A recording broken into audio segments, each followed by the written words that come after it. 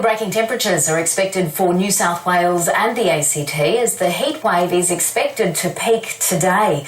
We're now going to cross to two of our reporters out there experiencing the conditions. We've got Donna Shell and Tom Lowry. Don, how are the extreme weather conditions affecting the Tamworth Music Festival, which kicks off today?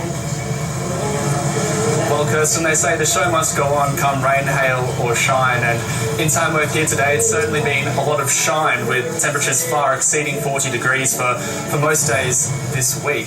But for the tens of thousands of attendees and hundreds of musicians at this year's festival, it's business as usual.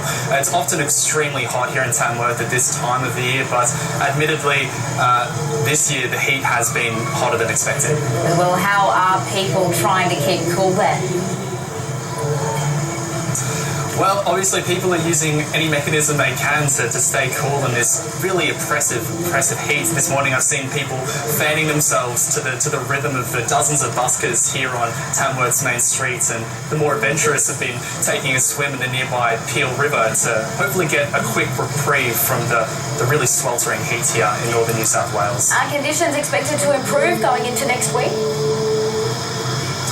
Yes, thankfully there is good news on the way. The Bureau of Meteorology has forecasted for temperatures to lower down to the mid to high 30s for most of next week.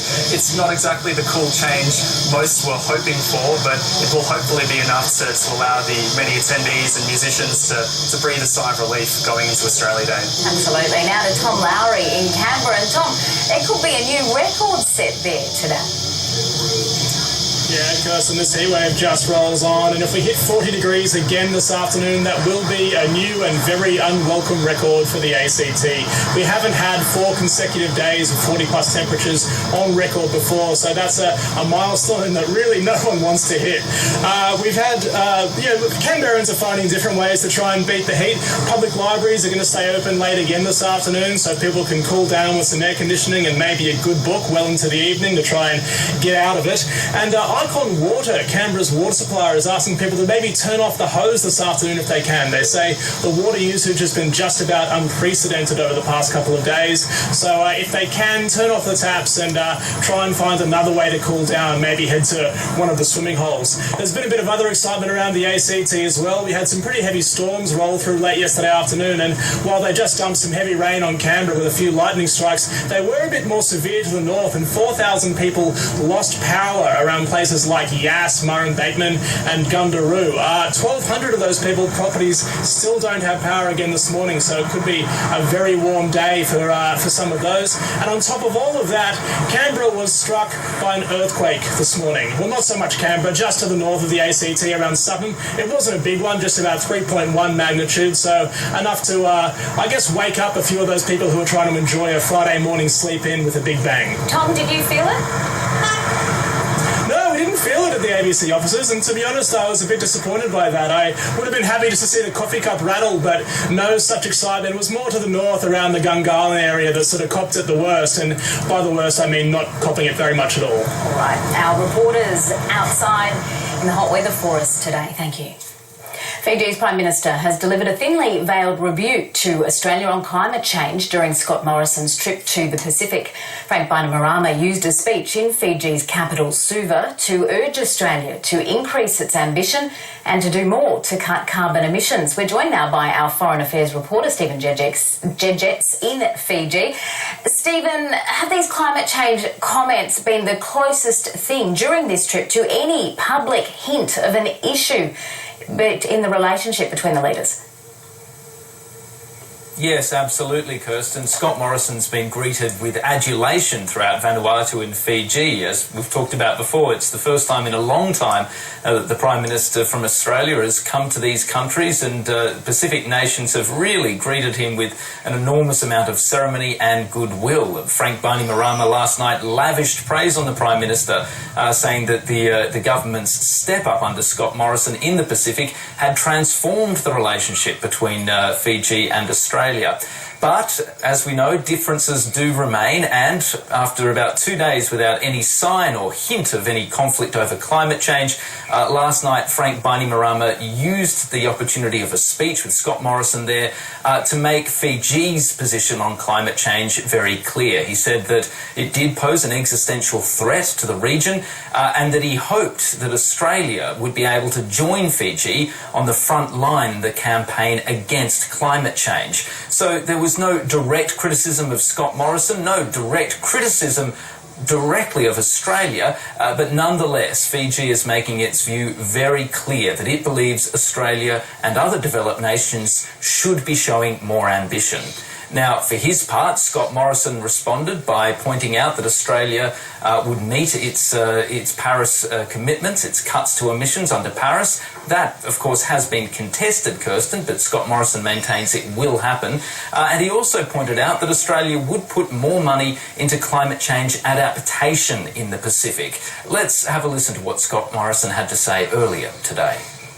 Into the future, we will continue to fund these resilient works in the Pacific, and we'll do it directly. As I've said, we won't be doing it through global climate funds or anything like that. We'll be doing it directly in our ongoing programs to support climate change resilient works and preparedness here in the Pacific. It's our home, and we'll be working with fellow family members here to address the impacts of climate change here in the Pacific. Stephen, what other announcements has Scott Morrison made, and is it inevitable, given that he's overseas in the Pacific, that anything he says here is going to be compared to what China is doing in the Pacific? Yes, it is inevitable. After all, the main thing that's driving this trip, not the only thing, but the main thing, is the fact that there's much more strategic competition now in the Pacific, with China rolling out several high-profile developments here, even in the capital of Fiji, Suva. You can barely drive more than a few hundred metres without coming upon another Chinese-funded building project. So that is driving much of what's happening here.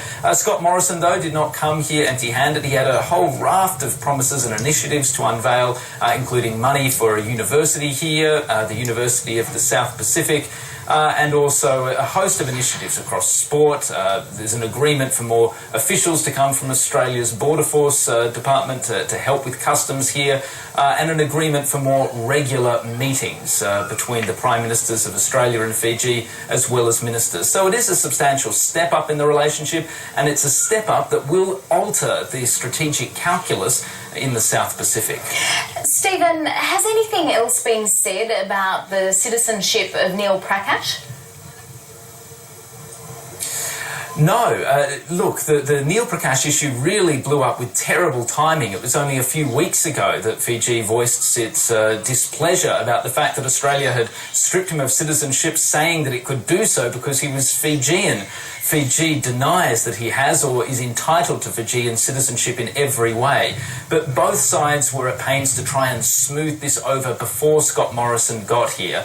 There were at least a few conversations between Frank Bainimarama and Mr Morrison on this subject, and officials on both sides of the fence were furiously mending that fence at the same time. So, no, it wasn't directly discussed in those discussions between Scott Morrison and Frank Bainimarama. That said, Fijian officials have made it very clear that they hope that lessons have been learnt by the whole affair. There is a feeling here in Suva that Australia was high-handed about the way it handled this matter.